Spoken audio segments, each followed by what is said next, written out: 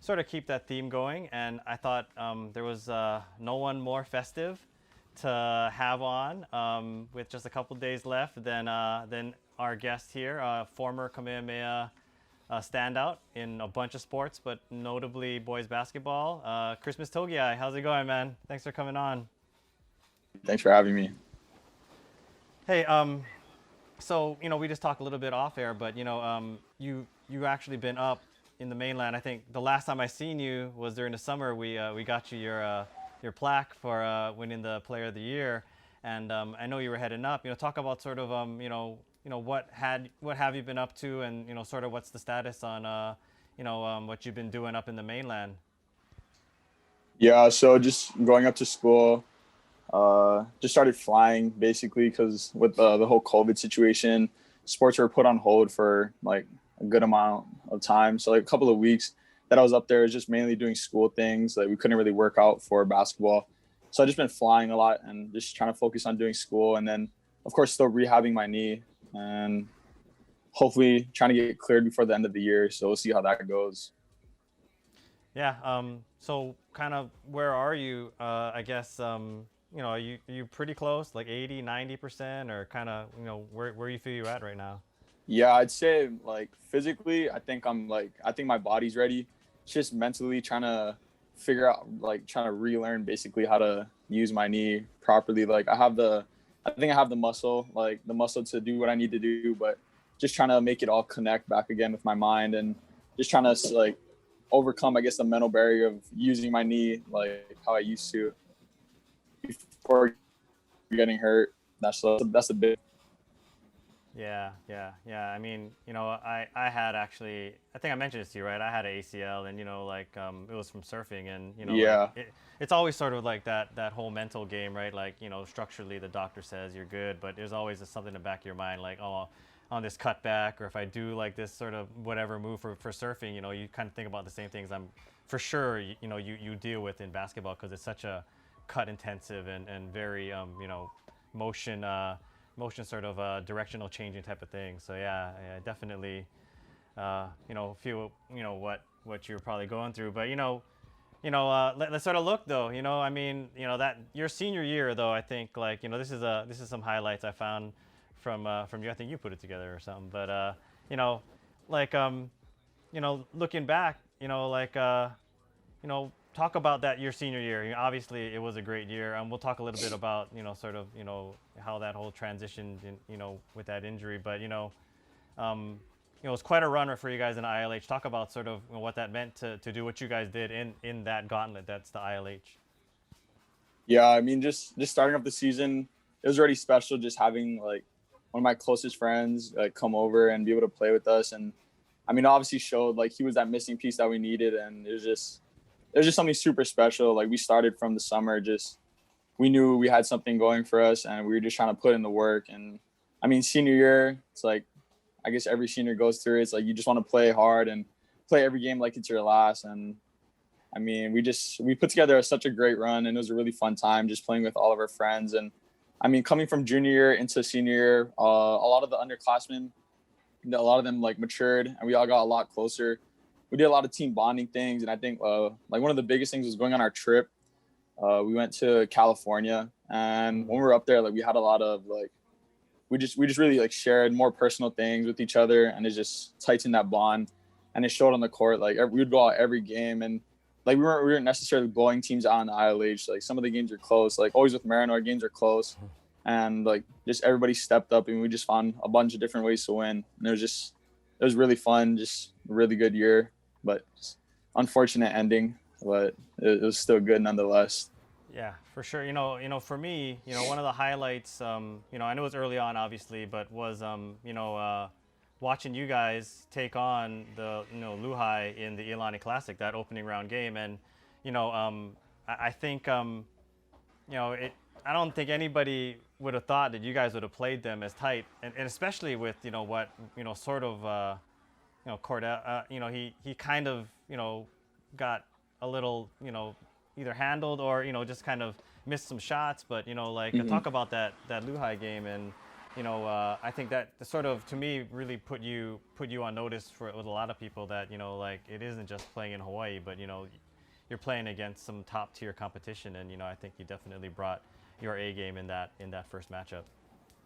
Yeah, that game is just like, yeah, Cordell missed a bunch of shots, but I mean, if you go back and watch the tape, like he's still hustling, he's still playing defense. Like without him, we definitely wouldn't have had the season that we had. So, I mean, me and him were just like, yeah, it was just a lot easier playing with someone that I've been playing with for so long, and just having someone to back me up, and I knew someone that I could have to rely on. And just going into the Lehigh game, like we just told each other like they eat the same as us, like it's all the same. Like basketball's still the same, and we just showed them a little bit of Hawaii basketball, gave them a little physicality, and yeah, we almost pulled it out, which we did, but Yeah. still a fun game. Yeah, that game, your line obviously was pretty spectacular. 27 points, 7 rebounds. The 3 made threes. Preston had a really good game on that one, right? 3 made threes. And he's not the most tall guy in terms of Yeah, height, he has some big time shots throughout the season. And I was, for me, it was really impressive to see. Ultimately, there are two of those guys right now are playing at the next level, and Andre Crubello out at Illinois, and Zed Key, who's putting in some minutes at Ohio State. And I think even Drissa Traore, he's committed to St. John. So I mean, you even talking to those guys after the game, I mean, even they were kind of like, that team pushed us as hard as anyone that they might see. I mean, I think it was really testament, obviously, to Kamehameha basketball, but I think also to Hawaii basketball, because it's you guys will get the same kind of challenge or give the same kind of challenge back to any of these ILH teams or some of the OIA clubs. So I mean, I really thought that was it was a nice game to really show, and there's Andre Cabela right there, kind of what Hawaii basketball is about. Unfortunately, though, you flew out. Like, was it flew out or you had something the next day, right? So you didn't play the rest of the Classic. Yeah, I ended up. Yeah, I was like, I just told myself like if we beat Lehigh the first round, like I was gonna skip my concert Glee trip, and then because I wanted to play. Yeah, I definitely wanted to play more mainline competition. Can't turn that down. But I mean, I thought we could have won. We could have pulled it out, and just especially hearing about like Curbelo and that other big Key, just like how everyone's like, oh yeah, they're so good. Just put another chip on our shoulder, like we want to take them down. But I mean, it was good fun. That was a good game, and I watched obviously every single game of that Classic because we streamed that. But that to me was just as entertaining as any other game in that entire tournament. So hats off to what you guys did, and that was really a precursor for what ultimately ended up being the rest of that whole year. I just really like I told you at the end of the season when we talked at the end of that game, that obviously didn't really go in your guys' favor, that the best is still to come for you, and and I'm definitely looking forward to it. Obviously we won't see anything this year, but next year for sure. But moving on from basketball, we'd be remiss to not look back at some of the other things, and maybe some people do, maybe some people don't, but I think there is a bunch of people that don't remember that you put on the pads and helmet, and you played a different kind of quarterback, right? Talk about sort of what was it like? You played a few years actually, right, of football, but your quarterback primarily, what was it, that junior year, that junior campaign? Yeah, I was a quarterback sophomore year too. I just broke my collarbone. That's right. In like the first game. Yeah. That's right. I mean, playing football commitment was fun for sure. Junior year was a really good year. I mean, I can't really say much about football. I mean, I just went out there and just did what I knew how to do, and just tried my best, to be honest. Like, football's a whole nother beast in and of itself. But yeah, it was definitely fun playing with a bunch of the upperclassmen, like the seniors that graduated. It was a really good time.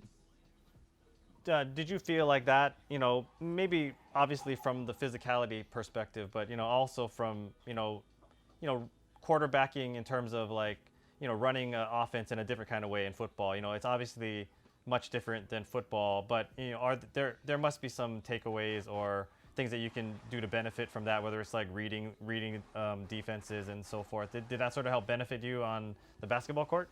Yeah, I think it just helped me become a leader. Just like take that next level, take the next step into being more vocal, because I just like I'd always focus on trying to show how to like be a leader like through actions. But definitely in football, like you have to be more vocal, and there's not any workarounds for not being vocal. Like I can't go out there and be quiet and expect everybody to know what's happening. So just taking that to basketball, into especially going to senior year, we really focus on communicating and just talking more on defense. And because if you look at the next level, like college ball it's all about communication. Like no one on the floor is quiet, and just taking like the vocal abilities from football into basketball was like the biggest thing I took away, and just trying to be more of a leader. Yeah, well, like I said, I think your senior year, there was a little more of that, that focus wise in terms of basketball. But I think like obviously being a multi-sport kind of guy, obviously played in, and I think, I correct me if I'm wrong, and I know basketball is your first love, but I think it's hard to think that you didn't have fun on that volleyball court. Talk about sort of what you guys did in your years, playing for Kamehameha on the court, but the one with the net. Like how fun was that to be a part of that? This Yeah, I particular team? mean, coming in freshman year, I definitely was not like any good at volleyball, but working from freshman year with Coach Sava, just like sharpening some of my skills, made it really fun. And yeah, of course, volleyball is like it followed basketball season, so it was like a nice little break just to have some fun and just to continue to compete. And my dad and my mom played volleyball, so my dad just wanted me to play just to like work on some jumping and like more footwork. So I ended up being like all right at it, I guess. And playing junior year was a really special year. Honestly, I thought we should have went further than we did. We just had some unfortunate things happen more towards the end of the season. But I just remember playing with like Matthew Saffrey and Kavika Simon, all of them. Just having that team was like, it was a fun year, and we definitely had a chance at the ship, but just some things didn't go our way. One victory though I think that was pretty memorable was you guys did take down. Punahou is obviously pretty perennially a power. Yeah. And that's certainly been the case the last couple of years. But I think you guys took them like 4 or 5 or whatever the limit was in the ILH in regular season, and you guys came in with that win, and I believe it was on their home court, right? Yeah. I mean, Yeah. How big a win was that? I mean, I think you guys sort of go in with the mindset that Punahou is not an unbeatable Goliath, but I think it must be special to any time you can beat Punahou. Yeah, I mean, anybody can lose at any given time, and just I don't know, something about that night. We just went in, and the first couple of sets, we could just tell that the energy was different from them, and we had a chance at giving them a run, so we just took it. And yeah, we played some really good volleyball that night. I remember Lai, he was a freshman, and he did really well. He stepped up for us and got some big kills.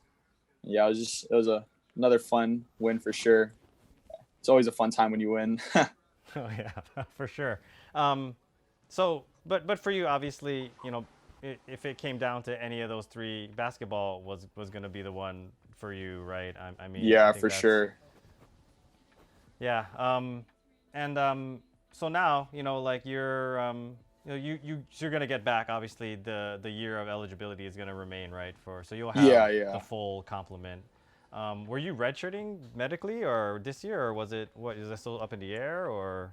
No, so the NAIA gave basically everyone a free year. So it was kind of like this year didn't really happen. So no one really had to take a red shirt, and it didn't cost you a year. So everyone, it was kind of like a free pass, I guess. That's good. That's good. Definitely. And maybe the timing is, COVID is kind of a bummer regardless, but to sort of know you'll have, another year to sort of prepare. I mean, and play is not the worst thing. But more importantly than what happens on the court, how has college life been, and how was that transition? Did Kamehameha prepare you for what you're seeing now, or it must be a pretty academically rigorous school you're at, right? If I'm not mistaken. Yeah, it's. I mean, I think online is kind of like this is being completely honest, and online is kind of like I don't want to say made the classes easier, but it's definitely is that yeah. I'll just say yeah, classes are a lot easier online. Like if you understand what you know, like what you're going over in class, and you're like able to do it yourself, then it's not so bad. But I think if people run into problems and they have to teach themselves, but the professors at Embry-Riddle, like they really care. And a lot of my teachers, like they give you the option of whether you want to come into the class or not. And like they make a lot of the class asynchronous. So you're able to go over it yourself. And I mean, it's just, yeah, it's just a lot of fun. Like school's been good fun, basically. Yeah. And just doing flying. I just been flying a lot. Like that's been a key highlight of going to Embry-Riddle. Like the classes are all right. Like I guess it's like every other college, but the flying is a whole different experience. And like once you get in the air, it's like it's a whole new world. Like I'm kind of obsessed with flying. Like I'll just sit on my phone and like check weather, and like it's so weird. It's such a weird feeling, but I mean, yeah, it's like the flying is something super special. And Prescott's like it's a really small town with like it's like an old folks home basically, like a old folks town. Like there's not too many distractions, so like flying is something I really look forward to. And I guess it's been good because I've been able to push myself like more academically, and then on top of that, just being able to focus on basketball. So it's been a really good experience. And then yeah, so I was so looking forward to coming home and just being able to relax and get out of that atmosphere and recharge, and then get ready to finish the second semester and hopefully get my private pilot license. So how many hours of seat time have you had about so far? Yeah, I think I have right now about 24, so it's not too bad. I was like 2 lessons away from doing my first solo before I came back home before break. Nice. Yeah, And so it's been really fun. so yeah, I guess you still have a lot of time to decide, but do you have aspirations? Obviously, you want to get into like commercial piloting or like flying like passenger type stuff, or I mean, Yeah, most definitely. I met one of the Embry-Riddle alumni. He graduated from Iolani in I think 2008. So he's a lot older. He's a lot older than me, but he's an instructor at Embry-Riddle, and I just been talking to him, and he just got a job here flying for the Coast Guard, I think. So like he only has to fly that a couple of days out of the month, and then he can get like a commercial job on top of that. And just like chatting with him, like I definitely see myself doing that in the next few years. we usually ask guys, but they've obviously probably had a lot more time, whether it's on the court or with their coaches and stuff. But I'll ask you the same thing. So your years at Kamehameha, playing under a few different coaches. I think about at least two. I think but anyway, I mean how Mhm. is that? How was your experience on any of those fields of play, whether it was football or basketball or volleyball? What are some of the takeaways that have benefited you? Maybe mainly as an athlete, but also, as an academic as well. Yeah, I think one of the biggest things I took away from just like all of the coaches at Kamehameha was just the sacrifice and the time it takes, because never really realized like the coaches don't get paid for coaching. Like I thought they could do it for a job, but yeah, just talking to some of the coaches, like they don't get paid big bucks for coaching us.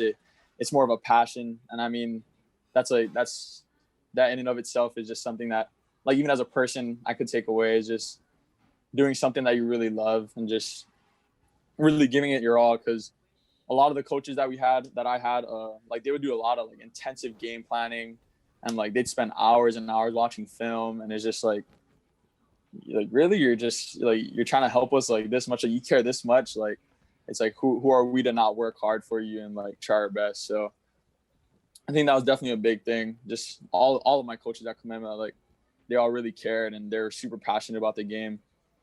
That's one of the biggest things took away. Um, one of the things that we've been doing, and before we close up here is, we got to give you a chance to give some shout outs to whoever, you got anybody you want to, shout out in the Scoring Live community or just in general? I just want to give a big shout out to my family, to my mom, my dad, my brothers, Christian, Christopher, Chris, and then my little baby sister, Christine. Just especially during COVID, all of my family, actually, like all of my cousins, we've all gotten a lot closer. Like, I know I see a lot of negativity about COVID and how it's like ruining like people's relationships or social lives and stuff. But I mean, COVID really brought me like my whole family closer together. Like the bond I've had with my siblings has gotten a lot stronger. And yeah, just with all my friends, like just finding the people you can really rely on. I think that's what COVID really brought out of this whole situation. It just really showed who was gonna be there for you and just who you could really rely on. So kind of thankful that it happened. Not really like with everything else, but definitely in the amount of time I've been able to spend with my family and all of my friends, it's been really a good time. Well, those are really, true words, even for me, like people always ask, oh, what do you do now? Like you got no sports to cover or nothing to do. Yeah, And I'm like, I think it has been a good opportunity, for me to, we have some time. I mean, I actually ended up playing the teacher because of online school with my middle yeah. school. But, it's been nice, to kind of have a break. And obviously I think all of our reporter guys are all ready to kind of get back into covering sports, and we know how Yeah. much we miss it, and when I think the fans do too. Like you don't know. Again, it's kind of a saying, but you don't know really what you have until you don't have So it. it's So gone. Yeah. yeah. So I mean, I'm kind of with you. I'm glad in some ways, but obviously for the most part, it's been kind of a bummer. But one of the good things has been that we've been able to start this stream and talk to guys that we haven't. And I just seen you, but there's some other guys I hadn't seen. Like I hadn't seen Reese Foy in like almost a Yeah. decade or whatever. But Yeah.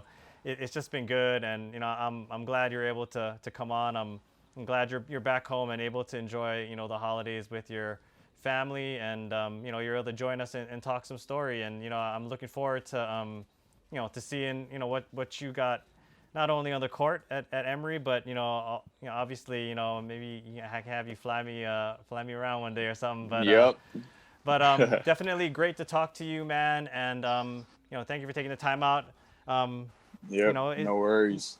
and Merry Christmas to you. I know it's like it's I don't know. Your Yeah. friends give you any? Your friends like tell you that during this time of the year more than others? all No. all the time. All the time. I used to get it. Yeah. I mean, it's definitely gotten a lot better, but the jokes are still there. And, Yeah. I Yeah, but I mean, think it's a great but name, dude. I think it's yeah. awesome. I would totally just roll with that to the max.